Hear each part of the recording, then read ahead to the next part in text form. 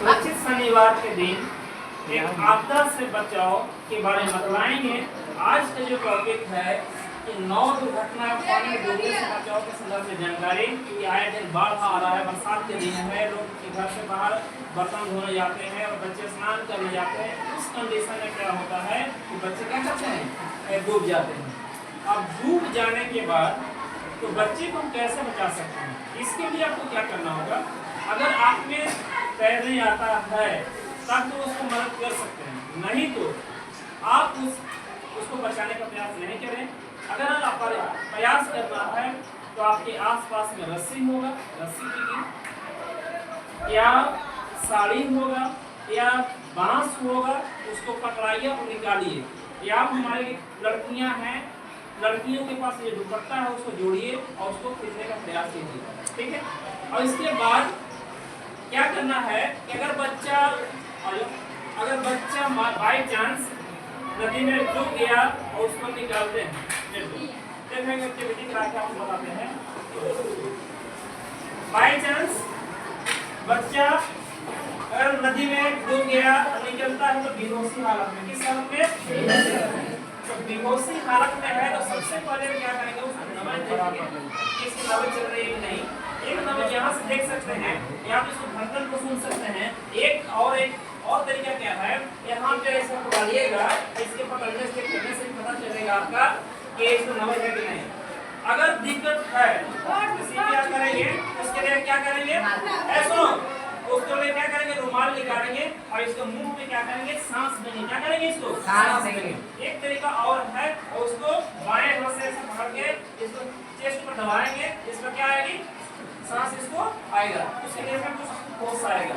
होश आने के बाद इसके शरीर में पानी चला गया होगा। पानी चला गया होगा तो उसका लिए क्या प्राथमिक उपचार करेंगे, इस बच्चे को पैर को हम ऐसे मोड़ेंगे, पैर को क्या करेंगे, ऐसे मोड़ेंगे।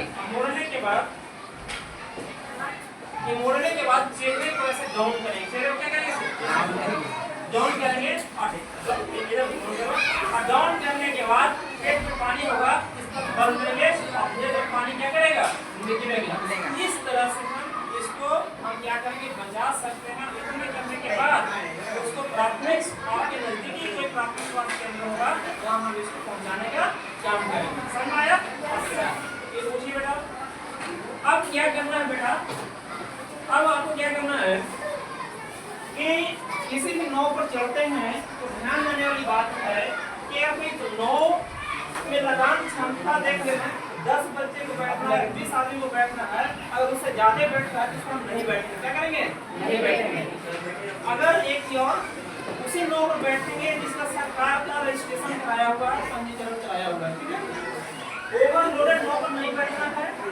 और एक सफेद पट्टी दिया होता है, यहाँ पे निशान रहेगा इतना तक अगर इसको पानी है तो ठीक है, अगर इससे ज्यादा इसका घेर रहेगा तो क्या करेंगे, इसको तो हम नहीं बैठेंगे, ठीक है। बारिश हो तो नाव की यात्रा न करें। अगर वर्षा हो रहा है बेटा, अब बारिश होने के बाद क्या होगा, पानी उसमें आएगा और लोड बढ़ जाएगा तो डूब जाएगा, तो ऐसे तो नहीं। या जर्जर टूटी के नाव की यात्रा न करें। अगर नाव टूटी है और उसमें 6 से पानी जाएगा और आदमी के वजन होगा तो भी वजन बढ़ेगा तो डूब जाएगा, आपके लिए जान का खतरा होगा, तो उसमें से भी बचना है। साथ ही साथ अगर नाव पर 15 से 30 लोग हैं तो उसके लिए एक नाविक चाहिए। कितना नाविक चाहिए, 2 नाविक। कितने चाहिए, 2 नाविक। अगर नाव पर 30 से अधिक लोग बैठे हुए हैं तो कम से कम नाव खींचने वाला कितना होना चाहिए, अगर तेज हवा, ध्यान देने वाली बात है, वो बिंदु है। अगर तेज हवा, सामने घूमिए आप, तेज हवा खराब मौसम, सामने से तेज हवा खराब मौसम, आंधी, बारिश, सूर्यास्त के बाद रात हो जाए तो क्या करना है, सफर नहीं करना है। आंधी हो, तूफान हो, वैसे में आपको सफर नहीं करना है।